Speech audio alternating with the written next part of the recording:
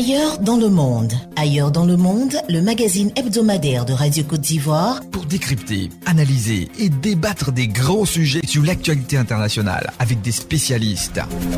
Ailleurs dans le monde, la tribune pour mieux comprendre le monde qui nous entoure. Ailleurs dans le monde, tous les dimanches de 9h05 à 10h sur Radio Côte d'Ivoire. Présentation Fatim Djedje.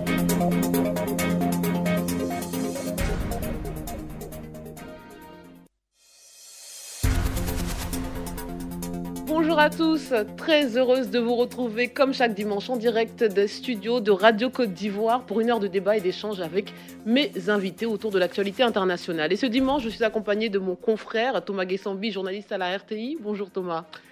Bonjour Fatim, bonne fête des mères, toi la potentielle puissante mère. Et bonne fête à toutes les mères du monde.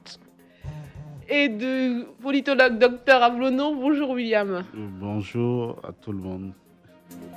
Messieurs, on ira au Venezuela où le chef de l'État sortant Nicolas Maduro a été déclaré vainqueur de la présidentielle avec près de 70% des suffrages. L'opposition et la communauté internationale contestent ces résultats. Que lui reproche-t-on vraiment? Pourra-t-il aller au bout de son mandat? On reviendra aussi sur l'imbroglio politique qui se poursuit en Italie. 4 jours après avoir été désigné à la tête du gouvernement, Giuseppe Conte n'a toujours pas été en mesure de former le premier gouvernement populiste dans ce pays fondateur de l'Union européenne. Alors quels sont les points de crispation et pourquoi le programme économique du futur gouvernement italien fait peur à l'Europe? Mais on commence avec l'Afrique. Le Mali et le Burkina Faso font face au terrorisme. Qui sont les djihadistes présumés et comment s'organisent ces deux États?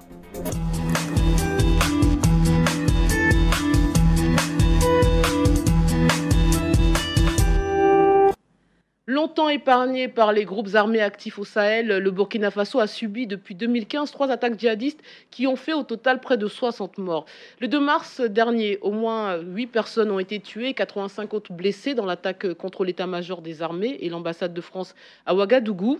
Et mardi 22 mai, 3 djihadistes présumés sur 4 ont été tués au cours d'une opération des forces de l'ordre dans la capitale. Et selon la procureure du Burkina Faso, ces derniers projetaient une attaque et auraient un lien avec les attentats du 2 mars. Messieurs, le Burkina Faso semble être devenu une cible récurrente du terrorisme. Pourquoi, selon vous, Thomas Guessambi? Merci Fatim. La question mérite d'être posée puisque ce sont les vies humaines qui sont en jeu. Et en matière de terrorisme, on n'est jamais assez loin du rayon ou du champ de rayonnement de ce visage de la mort qu'on qualifierait difficilement. Alors qu'on croyait que le phénomène devrait peut-être se dérouler dans cette zone sahélienne où des bandes devraient établir leur territoire et se livrer à toutes sortes de contrebandes, toutes sortes de trafics, on assiste malheureusement à l'extension du voile du terrorisme. Mais ce voile-là, aussi longtemps que le président Blaise Compaoré était au pouvoir au Burkina Faso, n'arrivait pas à toucher les frontières du Burkina, ni encore moins à aller jusqu'à atteindre le cœur du pays, à Ouagadougou. Donc, ce qu'on a peut-être vu au Mali, au Niger, au Tchad, pour dire qu'il fallait vraiment se concentrer et réduire le terrorisme à sa plus simple expression. Désormais, le terrorisme devient comme un tétanos pour lequel on n'a pas encore trouvé de remède véritable. Et dans la dynamique, aujourd'hui, on parle beaucoup plus d'un homme du groupe de soutien à l'islam et aux musulmans, M. Liad Ghali, qui va jusqu'à avoir l'outrecuidance à la fois d'attaquer dans l'extraterritorialité, si vous voulez, l'ambassade de la France, une grande puissance, et en même temps aussi aller s'attaquer à l'état-major qui était en train de se réunir sur la question pour voir comment est-ce que on devrait dire il y a des complicités internes qui favorisent ces genres de situations. On va y arriver. On va en parler. Voilà. Même question pour vous, docteur Ablonon. Comment expliquez-vous que le Burkina Faso, justement, qui était préservé jusqu'alors, est devenu une cible privilégiée? Je ne sais pas si c'est une explication, mais ce que je pense, c'est que ces attentats nous rappellent que l'Afrique n'est pas en marche du monde. Parce que très souvent, on a l'impression que il y a des phénomènes qui concernent les autres et pas l'Afrique. Et ces attentats nous rappellent que l'Afrique est bien au cœur des enjeux stratégiques et que la question du terrorisme n'est pas du tout étrangère au continent noir. Mais pour le cas du Burkina, je crois qu'il y a plusieurs indices, il y a des éléments historiques et stratégiques peut-être qui nous permettent de comprendre un peu plus pourquoi le Burkina, parce que il ne faut pas oublier le rôle historique que le Burkina jouait justement dans la lutte contre le terrorisme, le rôle que l'ancien chef d'État burkinabé jouait dans les négociations lorsque des otages européens ou occidentaux, ou du moins des Européens ou occidentaux avaient été pris en otage dans la région sahélienne. Donc je pense qu'il y a des éléments qui permettent de bien comprendre pourquoi le Burkina. Et d'ailleurs, ce ne sera pas que le Burkina, malheureusement. Ben justement, parce que là, vous êtes en train de laisser entendre, et je vais justement confirmer vos propos avec un article, un extrait donc, que je vais vous lire, pour identifier ces terroristes et surtout comprendre pourquoi cette recrudescence après la chute de Compaoré. Alors, il y avait un article dans Libération de Maria Malagardis qui avance donc cette théorie intéressante que vous avez déjà vous-même dénoncée. Il nous dit que nombreux sont les habitants à s'interroger sur les liens entre ces attentats et le régime déchu de Blaise Compaoré, chassé du pouvoir fin 2014. Et avant sa chute, Compaoré est en relation étroite avec des djihadistes, notamment avec Yad Ag-Ghali, qui, sous le règne de Compaoré, avait fait de Ouagadougou sa base arrière, installée dans une suite de l'hôtel Laïko. Il y fréquentait notamment le général Gilbert Diendéré, ex-patron de l'armée jugé pour avoir participé à une tentative de coup d'État en septembre 2015. Alors, existe-t-il un lien entre ce procès et les attaques? Impossible de l'affirmer. Reste que la chute de Compaoré a déstabilisé un maillage de réseau qui faisait de l'ex-président un intermédiaire incontournable face aux djihadistes. Jusqu'à la fuite de Compaoré, le Burkina avait été épargné par les attaques terroristes. Depuis, il en a subi plus d'une cinquantaine qui ont fait plus de 130 morts. Donc, réaction, c'est un peu ce que disait tout à l'heure Thomas. Pour être plus direct, est-ce qu'on doit voir dans les actes terroristes que de l'extrémisme religieux? N'y a-t-il pas autre chose qui se trame parfois derrière les attentats terroristes? Le président lui-même, Roch Kaboré, a évoqué la quête de pouvoir, la cupidité, mais aussi la vengeance comme motif des assaillants lors des précédentes attaques. On peut pas exclure d'autres causes que celle de l'extrémisme religieux. Oui, le mal existait déjà et nous l'avons déjà dit ici dans ce studio. L'injustice, les inégalités sont des terreaux que peut récupérer aussi facilement le terrorisme. Quelqu'un même s'est posé la question, sommes-nous devant la radicalisation de l'islam ou l'islamisation de la radicalité? La question reste toujours posée. Mais toujours est-il que le djihadisme a commencé naturellement par des mouvements salafistes. C'est aujourd'hui qu'on parle un peu plus de terrorisme. Mais depuis fort longtemps, le terrorisme avait déjà un visage ou dans religieux, un camp, parce qu'il y a terrorisme politique. Bien entendu. Ou dans un camp, on a des hommes et des femmes avec leurs convictions religieuses qui pensent que surtout l'islam originel ou authentique est en train d'être dévoyé par l'Occident et qu'il fallait se battre par tous les moyens pour garder l'authenticité de l'islam. Mais ça touche plus ce Maghreb peut-être, ou les pays du Proche-Orient, Moyen-Orient. L'Afrique noire, l'Afrique subsaharienne était préservée du radicalisme.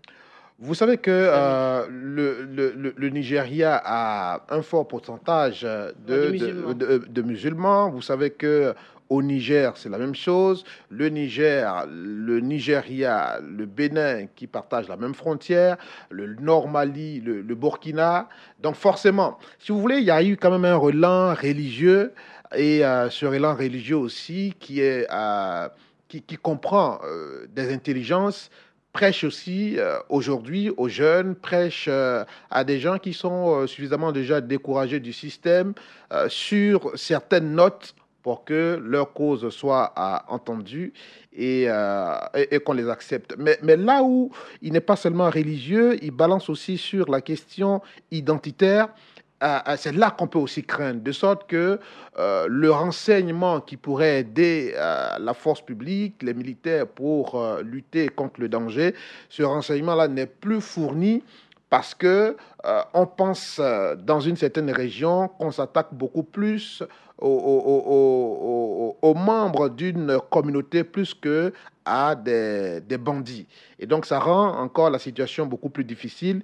Et pourquoi le Burkina? Vous savez très bien que dans la zone qu'occupaient les chefs djihadistes, il y a quand même une action qui est menée contre eux. Et vous savez que c'est quand même à côté de la défense de la religion, toutes sortes de trafics.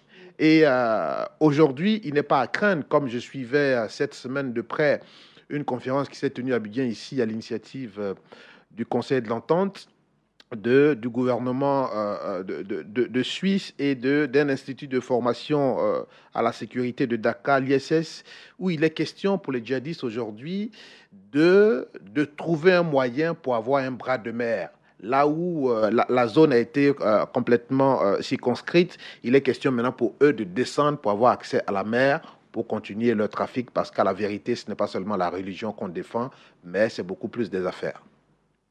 Un mot, docteur Ablenon. Oui, je pense qu'il y a beaucoup de choses. D'abord, moi, je ne crois pas du tout au terrorisme religieux. Je ne crois pas qu'une religion demande du terrorisme. Toutes les religions, telles que je le sais, sont prônent la paix. Et puis, il suffit d'observer un peu la trajectoire de ces acteurs-là et on se rend compte que leurs motivations ne sont pas religieuses. La religion est peut-être un habillage, un prétexte ou une stratégie pour coopter les gens plus facilement, mais il n'y a pas, à mon avis, de terrorisme religieux. Ça, c'est un. Deuxième élément, je pense qu'il faudrait que les Africains renoncent un peu à regarder le terrorisme comme le font les Occidentaux. Et parce que, de toute évidence, la stratégie occidentale a échoué parce qu'ils ont développé des armes que nous n'avons pas, ils ont mis en place des moyens militaires dont nous ne disposons pas et ils n'ont jamais pu régler la question du terrorisme. Donc, si nous nous inscrivons dans cette stratégie, dans la même stratégie, que nous n'obtiendrons rien et ce sera pire puisque nous n'avons même pas le moyen. Donc, je pense que c'est intéressant de comprendre un peu un certain nombre de pratiques. J'ai trouvé un peu l'article sur l'ancien président du Burkina un peu tendancieux parce que je me dis, la question n'est pas de se demander est-ce que c'est de la vengeance, c'est un moyen politique, etc. Mais c'est de dire, mais qu'est-ce qu'on peut tirer de cette manière de faire, de ce savoir-faire, puisque manifestement, pendant des années, il a quand même pu préserver la région, il a pu préserver d'autres pays, il a su mettre en place à quel prix qu'est-ce qu'on en sait, nous, des tractations et de ce qui s'est négocié? Aucun prix ne sera plus élevé que le sang qu'on verse aujourd'hui. Donc, ça veut dire qu'il y a quand même des pratiques. Il y a une spécificité qu'il faut regarder. Peut-être qu'il y a des formes de dialogue qu'il faut mettre en place parce qu'on ne peut pas dire on va les pourchasser. Ce n'est pas du gibier. On va en tuer combien? Il en restera combien? Il en restera toujours parce que plus on tue ou plus on cherche à en tuer, plus on cherche à réprimer, plus on cherche à développer la réponse militaire, plus ça s'accroît. Ça n'a rien. Vous nous dites que vous contestez l'aspect religieux. Oui. Donc, laissons de côté la répression. Parlons aussi de l'aspect préventif. Oui. Si on ne sait pas l'origine de ces terroristes, si on n'arrive pas à les identifier, comment voulez-vous agir? Si ce n'est pas l'aspect religieux... Heureusement, tous les États du monde aujourd'hui ont des services de renseignement et à moins vraiment de ne pas vouloir les entendre, tout le monde sait à peu près où les choses se crament. Tout le monde sait à peu près, surtout quand vous êtes en Afrique de l'Ouest. Vous savez aujourd'hui ce qui se passe au Mali, ce qui se passe en Libye. Même en Occident, sur leur propre territoire, ils n'arrivent pas à prévenir, à empêcher toutes les attaques, malgré tous les services de renseignement. Mais ils ont toujours les indices. Par exemple, les attentats de Paris, on sait que le Maroc, les services de secret marocains ont informé les Français qui n'ont pas pris la chose au sérieux. Donc, il y a des éléments. Et ce n'est pas la peine, c'est parce qu'on compte tellement sur l'aspect militaire, on compte sur la dissuasion militaire, on compte sur des policiers qu'on met un peu partout, alors qu'eux-mêmes sont les premières cibles, sont plus vulnérables que même les populations. Donc, on compte sur ces éléments-là, au lieu de chercher à discuter, à rencontrer des gens qui ont peut-être des revendications, même si on n'est pas d'accord avec leurs revendications, même si on n'est pas d'accord avec les méthodes, si on n'est pas d'accord avec les moyens, parce que parmi eux, il y a beaucoup de banditisme, il y a de la haute délinquance, etc.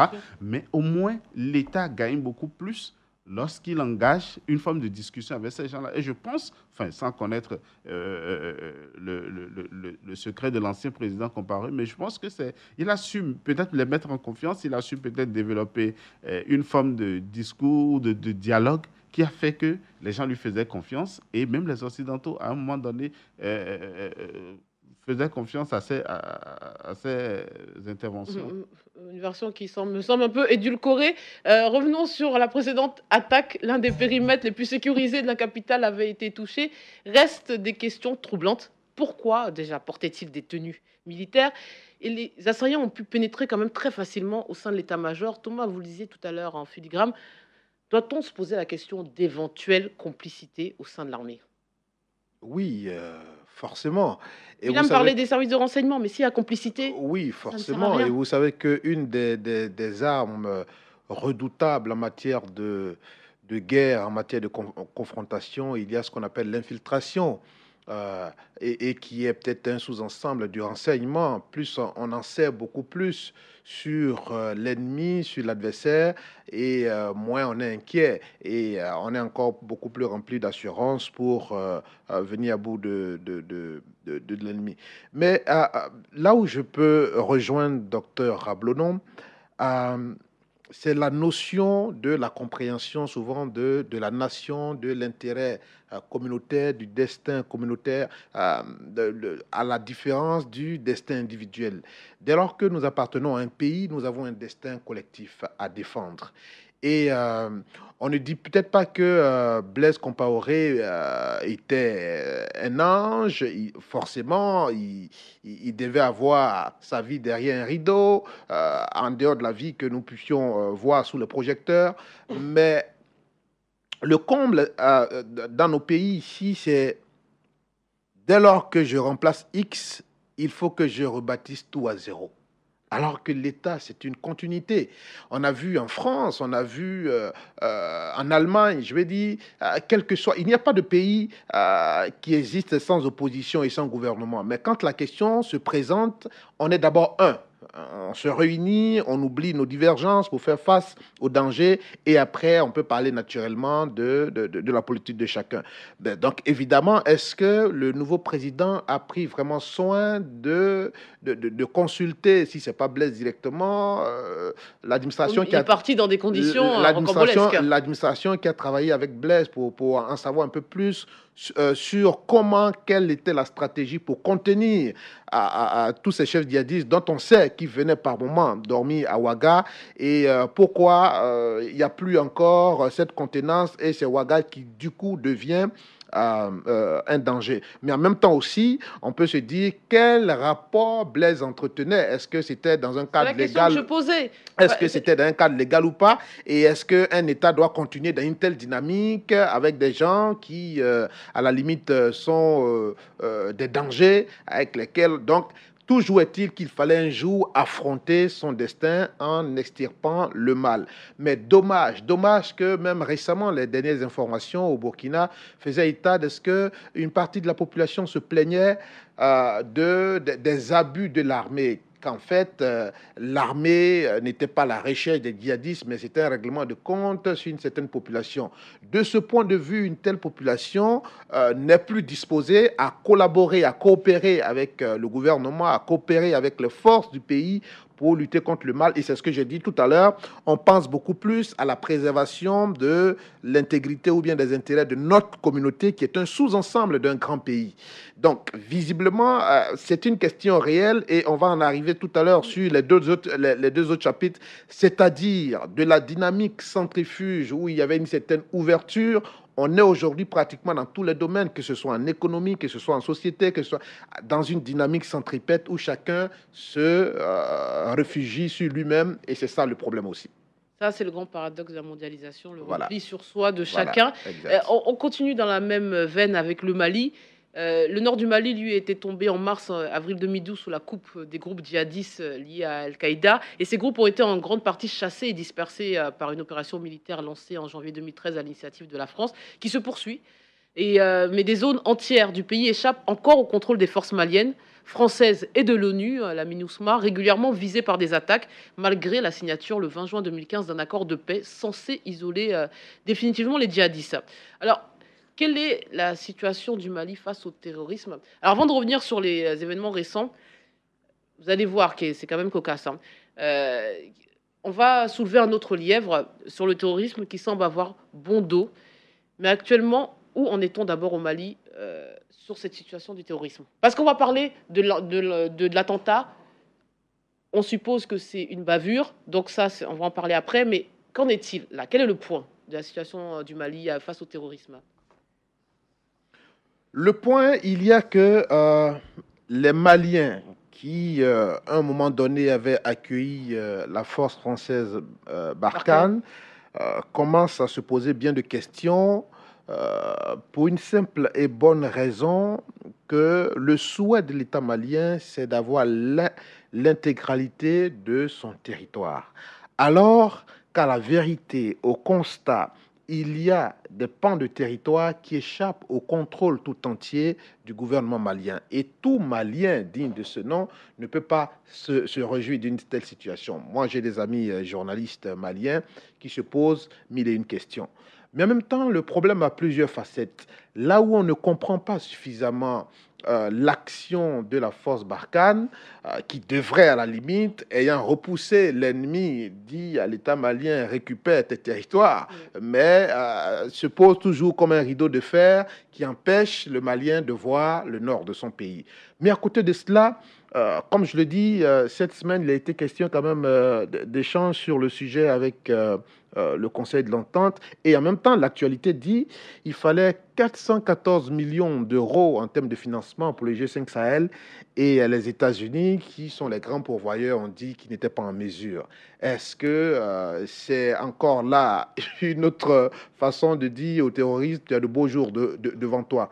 Mais il y a aussi les questions, comme je l'ai dit tout à l'heure, de division communautaire, où on parle de tribus. Oui, là, il y a des affrontements où on parle de ethniques. tribus. Ensuite, il y a la question de la pauvreté. Il y a la question de l'occupation de la jeunesse aujourd'hui, qui n'arrive pas à avoir son compte. Vous voulez dire quoi? C'est un terreau favorable pour des futurs djihadistes? Oui, bien entendu. Au-delà de la question religieuse. Et il y a un expert malien qui intervenait au cours de cet atelier qui disait pratiquement, il y a plusieurs branches.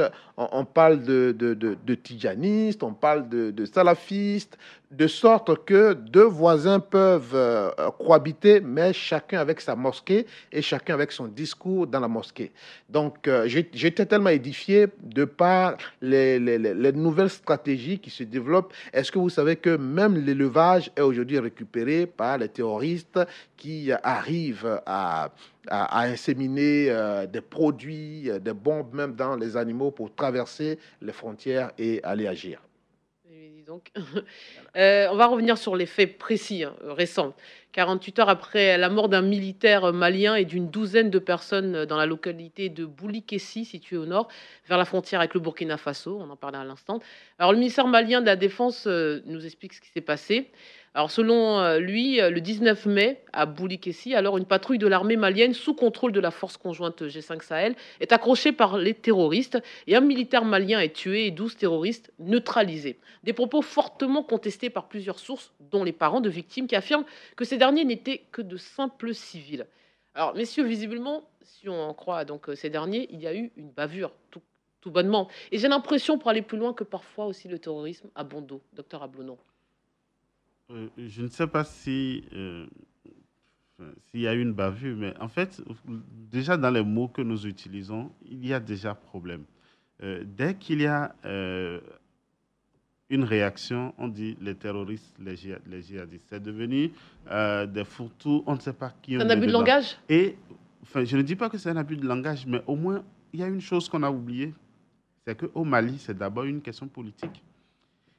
C'est une question politique et je ne sais pas comment est-ce que de façon si miraculeuse, on a fini de régler la question politique. Il n'y a plus de divergence politique. Désormais, il y a le gouvernement malien et puis des terroristes. Donc, tous les autres sont devenus des terroristes. Donc, dès qu'il y a quelque chose, on dit oui, les terroristes, les djihadistes, etc. Je ne nie pas du tout l'existence de groupes terroristes dans la région. C'est évident. Mais est-ce que ça veut dire que dès que... il y a un coup de feu quelque part, c'est nécessairement des terroristes. Parce que si on emprunte ce discours-là, on va fausser la question, parce que ça va faire que le débat, le dialogue politique nécessaire au Mali n'aura pas lieu, parce que le Mali ne s'en sortira jamais sans ce dialogue politique-là. Parce qu'il ne faut pas oublier qu'il y a une bonne partie du territoire malien qui a été pendant longtemps un peu comme abandonné par l'État central. Donc, à un moment donné, il y a des compromis à faire, il y a des débats politiques à mener. Et il ne faut pas non plus étiqueter tous ceux qui ne sont pas d'accord avec le gouvernement à Bamako pour dire qu'ils sont tous des terroristes. Mais il y a une chose qui est surprenante dans cette affaire, c'est qu'on ne sait plus vraiment à quoi servent les opérations ou les différentes missions qui sont en place. International, tout oui, international, parce que moi, ce que je crains le plus, c'est que c'est elles-mêmes qui sont devenues les premières victimes. Elles qui sont allées pour sécuriser ou pacifier le territoire, c'est elles qui doivent garantir la sécurité des populations, c'est elles qui sont devenues de véritables proies faciles pour les groupes armés. Donc, je pense qu'il y a... sur la question du Mali, il y a tellement de non-dits, il y a tellement d'opacité. On ne sait pas pourquoi, subitement, la progression des forces d'interposition, l'opération s'arrête, française s'arrête, je ne sais plus si c'est à Bounia, dans une localité. On ne sait plus pourquoi on ne peut pas progresser, pourquoi on ne peut pas sécuriser tout le territoire. On ne sait rien, on ne dit plus rien. Tout ce qu'on sait, c'est que le business continue, les activités économiques continuent bien. Bien sûr. Et bon, alors, on va aller maintenant sur peut-être les solutions avant de passer aux autres sujets.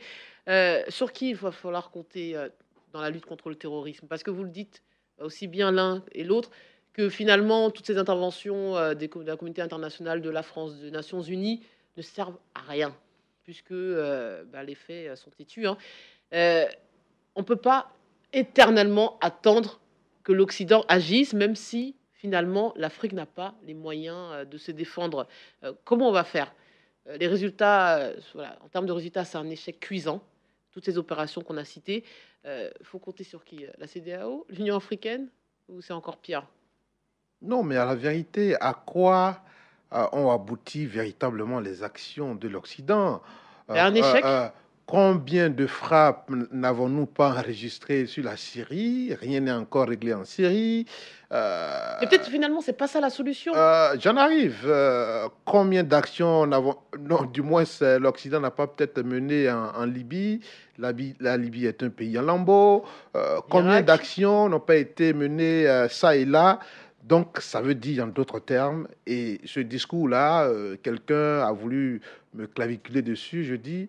Tant qu'on ne s'assoit pas pour comprendre, pour poser un diagnostic, il sera difficile, dans le langage de la médecine, de parler de protocole, c'est-à-dire comment traiter le mal.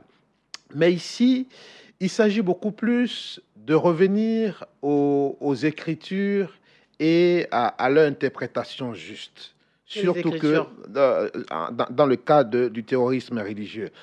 Par exemple, comme le disait tout à l'heure Dr Blonon, et qui est vrai, qui est partagé de tous, aucune religion ne demande la mort de ceux qui la pratiquent ou bien de ceux qui ne la pratiquent pas. La vie est sacrée. Et dès lors qu'il y a plusieurs interprétations, et c'est pour ça qu'il y a dans un pays un État qui doit recadrer les choses, régenter les choses. Mais très souvent, chez nous ici, les États n'ont pas de moyens. Oui, mais le pouvoir spirituel, oui, parfois... Oui, donc là, vous êtes en train de poser la question de savoir comment est-ce qu'on devrait arriver à bout du terrorisme. Donc je dis, il faut commencer d'abord par échanger avec les acteurs connus qui sont peut-être pas encore très radicalisés, parce que les très radicalisés... Tu veux dire quoi, les guides religieux les très radicalisés, on les voit pas. On sait d'où est parti Gali pour arriver aujourd'hui dans la position qui est la sienne. Donc, comme je l'ai dit, la question, par exemple, de la redistribution des richesses dans un pays est une question fondamentale. Qui a causé par moments beaucoup de foyers de tension, par exemple au Nigeria, avant que Boko Haram ne s'installe. Et donc, dans une telle dynamique, voici un terreau fertile qu'on a créé. Bon, pour vous, le fond est social. D'abord, principalement, avant d'être religieux, c'est d'abord une question sociale. Mais dans ce cas, excusez, avec 70% d'enfants de moins de 20 ans en Afrique, et on connaît le taux d'employabilité, bon, l'Afrique est un terreau. C'est-à-dire que chaque Africain est potentiellement un futur terroriste, puisque socialement parlant, rien ne va, dans tous les pays.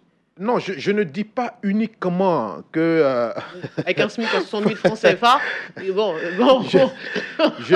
ne dis pas uniquement, mais je suis en train de dire, en répertoriant les causes, je dis que la question de la redistribution de la richesse nationale est un facteur extrêmement important.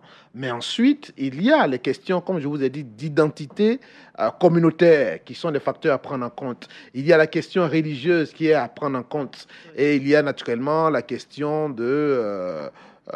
l'injustice, Mais donc, alors pour répondre à ma question sur qui il faut compter pour la lutte, vous dites d'abord c'est sur le plan national. Il faut d'abord peut-être... Non, la grande proportion, et ce que je sais, c'est que la bannière qu'on a brandie d'abord pour parler de terrorisme, c'était la bannière religieuse. Donc ce facteur est extrêmement important. Mais aujourd'hui, par exemple, avec le groupe GESIM, ce qui se fait, c'est qu'on essaie d'étendre nos tentacules, avoir beaucoup plus de monde avec nous, en parlant à la fois de la religion et en parlant à la fois de l'amélioration des sorts. Alors, mais quel est le meilleur échelon ?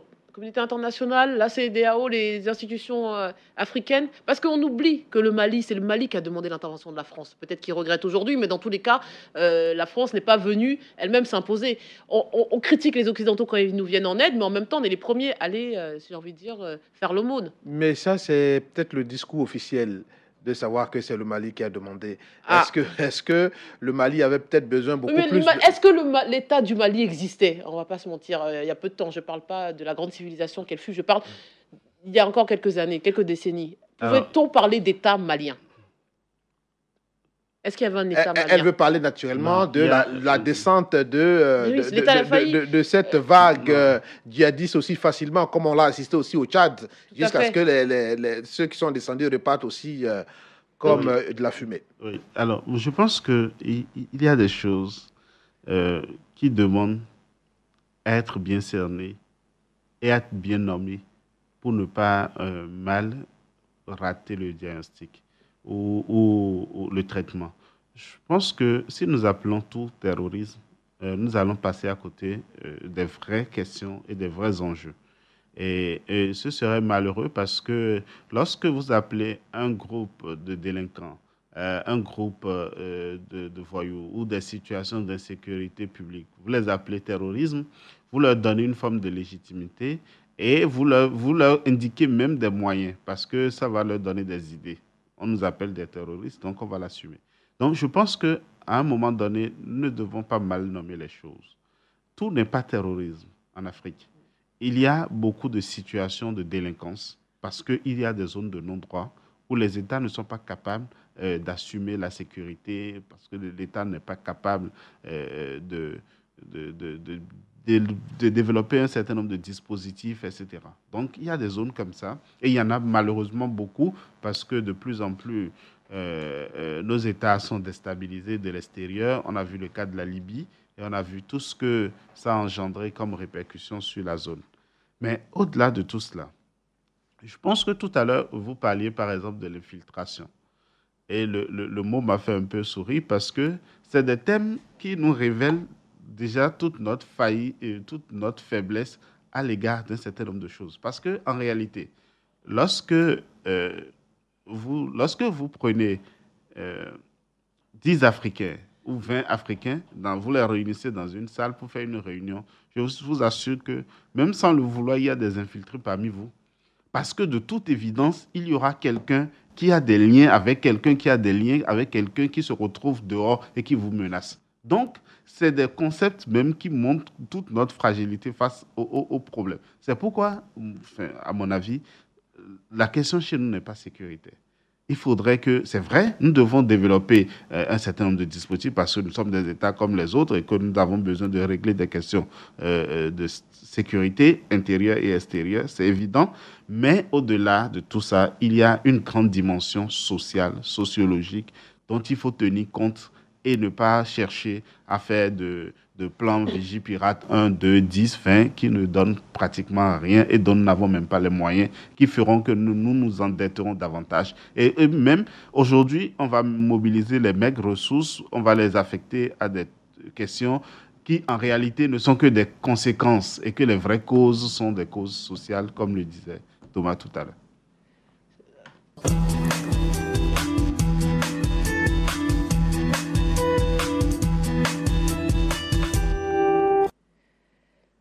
Le 4 mars 2018, lors des élections législatives en Italie, aucune des 3 principales forces politiques n'est parvenue à obtenir la majorité absolue. Le mouvement 5 étoiles arrive en tête et devient le premier parti au Parlement avec près d'un tiers des sièges. Il est toutefois devancé par la coalition de centre-droit au sein de laquelle la Ligue s'impose face à une Forza Italia en fort déclin, tandis que le parti démocrate du président du Conseil sortant, Paolo Gentiloni, observe un net recul, poussant même son chef Matteo Renzi à la démission. Messieurs, on va revenir sur les discussions et autres tensions actuelles sur le sujet. Mais d'abord, comment expliquez-vous la victoire de la droite? Pour être direct, est-ce que la question des migrants peut expliquer ce vote populiste et a fait basculer le vote? L'Italie qui est fortement touchée, hein, Oui, en par de sa position géographique. Oui, en partie, mais en même temps, ce que je peux dire, c'est que on a eu aussi une émission ici sur l'élection de M. Macron, sur l'élection de M. Trump, qui nous ont enseigné quand même qu'il y a un véritable chambardement dans l'ordre politique dans le monde et que peut-être qu'on serait en train d'assister à un déclin ou à une disparition des partis classiques. Au point que c'est la situation du moment qui détermine aujourd'hui le visage des forces politiques. Et donc, la question des migrants a fortement joué ici. Et donc, la question de la relance économique a joué ici. On appartient à une Europe qui parle de communauté de destin. Mais dans cette communauté de destin, il n'y a que, par exemple, le cas de la Grèce a enseigné qu'il n'a pas été question beaucoup plus de solidarité, mais d'une certaine austérité qui n'avait pas de visage humain. Alors, devant une telle situation, il y a de nouvelles forces qui naissent et qui disent « Prenons notre destin en main au lieu d'être dans un gros ensemble qui ne nous profite pas, parce qu'à la vérité, il s'agit d'abord de nous avant d'aller à l'Europe. » Donc pour vous, c'est des questions économiques et puis aussi migratoires. Bien entendu. Pour Dr Ablodon. Pour moi, c'est l'échec de tout.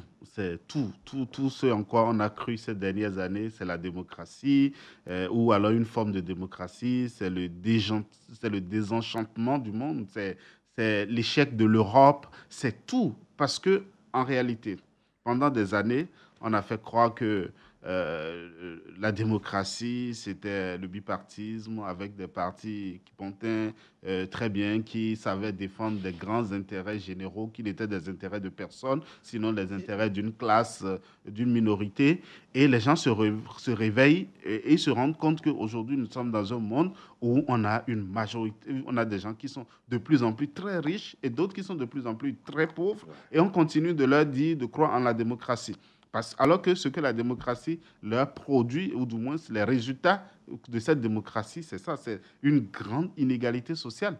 Parce que les gens se sont toujours tus, ils ont donné du pouvoir aux plus riches, qui sont devenus de plus en plus riches. Et même les classes moyennes ont commencé à ne plus exister en Europe aujourd'hui. Les gens travaillent et ils sont SDF. Donc à un moment donné, c'est l'échec de la démocratie. Et l'Europe n'a pas été capable et de Avant, la soutenir démocratie, l'Italie. c'est pas l'échec du capitalisme encore, on n'est pas encore de libéralisme encore à outrance. Ce sont les conséquences directes. L'austérité dont parlait Thomas Non, de oui. l'Union européenne. Ouais. Est-ce que c'est vraiment la démocratie qui pose problème C'est la démocratie ou le libérale. choix économique? C'est la démocratie libérale. Le libéralisme, Le donc. libéralisme va avec la démocratie, malheureusement. Donc les deux moi, Si. il n'y a pas... Enfin, le libéralisme... le capitalisme, bon, la Chine nous montre qu'on peut être communiste et capitaliste. Hein. Et puis, c'est la question aussi que j'allais vous poser dans un débat qu'on fera ultérieurement. Est-ce que finalement, en voyant tous ces nouveaux courants politiques, on se dit que finalement, avant, c'était dans l'esprit de tout le monde, il fallait la démocratie, le capitalisme, le libéralisme. Maintenant, on va avoir d'autres propositions politiques, mais toujours ce système libéral au niveau économique. La Chine nous le montre déjà, la Russie va nous le montrer, un régime autoritaire, mais capitaliste. L'Afrique, pareil. Bon, parfois, on ne se sent même pas de démocratie, mais le régime est toujours le même. Est-ce que ce n'est pas ça le fond du problème? Non, je ne pense pas que ce soit là le problème. Le vrai enjeu, ce n'est pas nécessairement l'économie de marché auquel tout le monde y croit.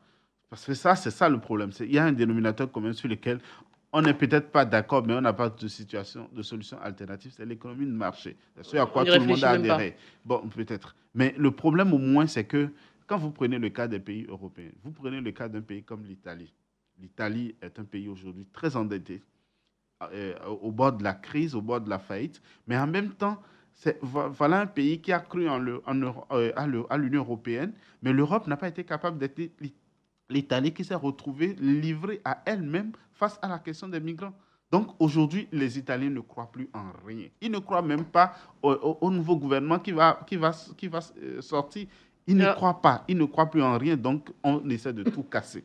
Et c'est tout. Moi, je prends cette coalition, cette victoire des extrêmes, du mouvement extrémiste et des mouvements dits anti-système, comme une volonté de tout casser. On ne sait pas nécessairement quelque chose de rationnel. On ne va pas vers quelque chose de cohérent. Les Italiens n'ont pas voté pour quelque chose d'extraordinaire. Il n'y a même pas de ligne sur laquelle ces gens-là étaient d'accord il y a quelques années. Donc, les Italiens ne croient en rien. Ils veulent juste casser la baraque. Alors, avant de repartir sur l'Europe, parce qu'il y a peut-être une lourde responsabilité dans la situation italienne, on va rester déjà sur le plan national. On a donc notre nouveau chef, du président du Conseil, qui un peu ressemble en fait au Premier ministre, quoi, le fameux Giuseppe Conte, 53 ans. Il n'a donc toujours pas été en mesure de former le premier gouvernement populiste du pays. Nous y travaillons, s'est-il contenté donc de dire hier matin de journalistes devant son domicile. Mais ces retards ne sont pas au goût de ses soutiens politiques. On a Matteo Salvini, le patron de la Ligue, c'est-à-dire un parti d'extrême droite, qui a écrit sur Facebook « Je suis vraiment très en colère ».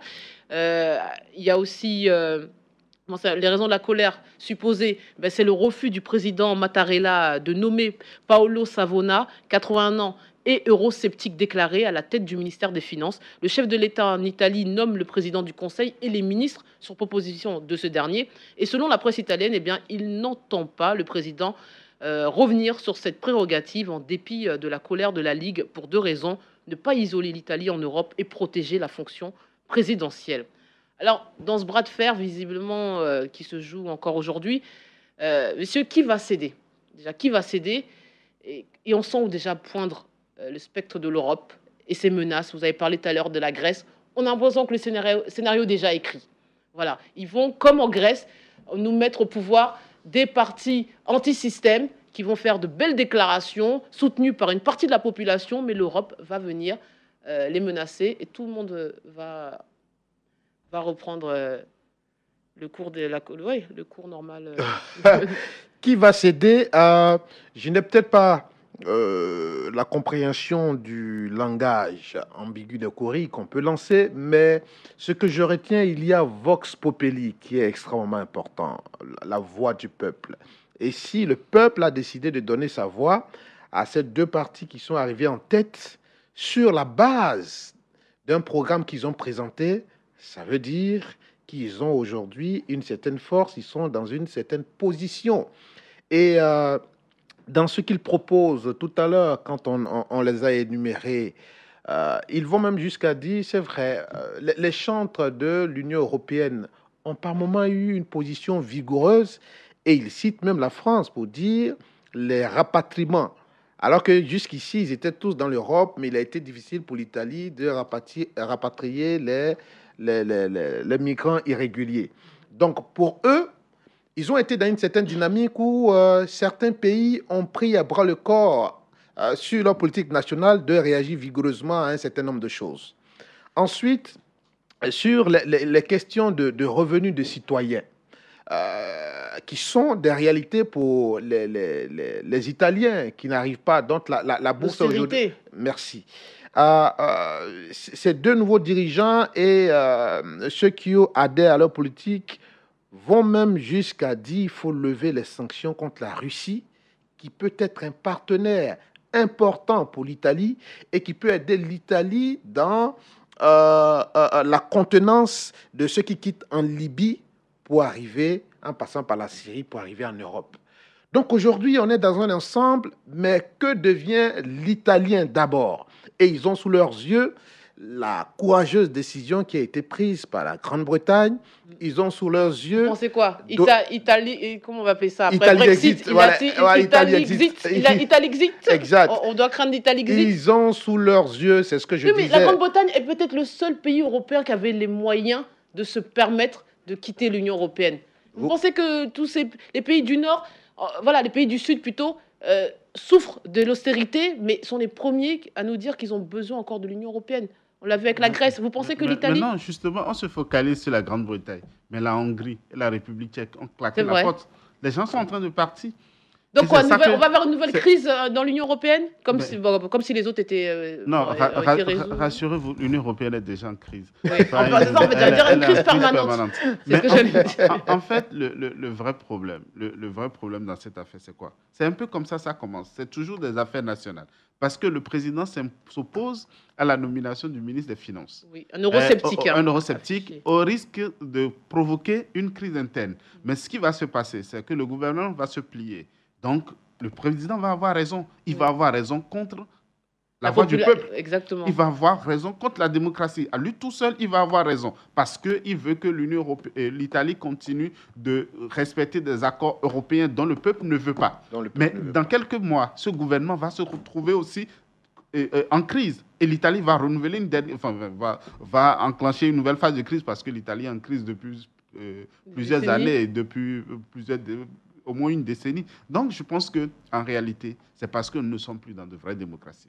Nous sommes dans des démocraties qui se croient plus intelligentes que le peuple. Ouais. Nous sommes dans des démocraties où il y a des gens, parce qu'ils ont pris des accords, ne sont pas capables, à un moment donné, de dire le peuple n'a plus remis en cause ces accords-là. Comme Tsipras en Grèce, mais c'était l'espoir de beaucoup de monde. On s'est dit, voilà quelqu'un qui vient avec une proposition autre et qui ose affronter l'Allemagne. Oui. Alors, il n'a pas fait demi-tour. C'est justement ça le problème des peuples. Le peuple, pendant que le peuple vous soutient, vous rendez compte que vous ne pouvez pas aller plus loin. Et chaque fois, le peuple est déçu. Mais à un moment donné, les gens vont émettre des votes comme ils veulent. Aujourd'hui, derrière ces votes-là, ne cherchez aucune logique, il n'y a aucune rationalité. C'est que du mécontentement, de la défiance. Mais c'est tout, c'est des mouvements qui n'avaient rien en commun. Lorsque vous prenez le mouvement 5 étoiles, vous prenez les partis extrémistes, c'est des gens qui ne sont d'accord sur rien il y a quelques mois. Ils n'ont rien en commun, sinon qu'ils sont dégoûtés du système. Ils ne veulent plus de l'Europe. C'est les deux choses sur lesquelles ils sont d'accord. Mais l'euro, ils ont fait quand même... ils sont allés à reculons. Parce qu'on nous dit que le contrat de gouvernement qui comporte une 60aine de pages et une 30aine de points ne parle plus d'une sortie de l'euro, mais tourne résolument le dos à l'austérité et parie sur une politique de croissance pour réduire la colossale dette publique italienne. Mais ça, c'est encore un accord entre élites. Ce n'est pas le peuple, les gens qui ont voté. Ceux qui ont voté n'ont pas dit ça. Ceux qui ont voté disent nous ne voulons plus de rien. Nous ne voulons plus d'Italie, nous ne voulons plus nous voulons plus de l'Europe, nous ne voulons plus de l'austérité, nous ne voulons plus de migrants, nous ne voulons plus être livrés à nous-mêmes, nous ne voulons plus qu'on nous impose des normes, un minimum en termes de fiscalité, etc. Donc les gens disent, mais ça se passe toujours ainsi. L'élite se met ensemble, après on dit, bon voilà, il y a un accord de gouvernement, parce qu'à un moment donné, bien sûr qu'il faut gouverner. Donc en fait, Oui, mais Thomas le disait tout à l'heure, je ne peux pas vous relancer parce qu'on a fini là, mais Thomas disait tout à l'heure, la continuité de l'État, on change de gouvernement, donc on oublie tous nos engagements, ces engagements qui ont été pris, peut-être pas par des prédécesseurs, mais c'est ça aussi la difficulté avec l'Union européenne. Oui, et c'est ce que Dr Ablenon dit, il y a des accords élites entre une certaine classe politique, mais qui ne bénéficient vraiment pas aux populations, et la population très souvent veut prendre son destin en main. Et pour ces nouveaux dirigeants, la difficulté qu'ils ont, c'est que ils sont contre des gens qui ne veulent pas de changement, qu'on appelle les gardiens du temple de l'euro, et ils ont aussi le peuple qui les pousse dans le dos. Donc ils sont entre le marteau et l'enclume, et c'est la pression la plus forte qui généralement détermine le chemin à suivre. Je vous dis, on paye tous l'ultralibéralisme. Ouais. Allez, c'est la fin de cette émission. Merci, messieurs, de votre précieuse participation. Merci à Valentin Kouassi pour la réalisation technique. On se quitte avec cette citation de Winston Churchill. La différence entre un homme politique et un homme d'État est la suivante. Un homme politique considère la prochaine élection, tandis qu'un homme d'État considère la prochaine génération. Très bonne fête à toutes les mamans et particulièrement à la mienne. Et puis Thomas, la prochaine fois, souhaitez-moi bonne fête le 8 mars. Ça sera plus simple. Ciao. Ailleurs dans le monde. Ailleurs dans le monde, le magazine hebdomadaire de Radio Côte d'Ivoire. Pour décrypter, analyser et débattre des grands sujets sur l'actualité internationale avec des spécialistes. Ailleurs dans le monde, la tribune pour mieux comprendre le monde qui nous entoure. Ailleurs dans le monde, tous les dimanches de 9h05 à 10h. Sur Radio Côte d'Ivoire. Présentation, Fatim Djedje.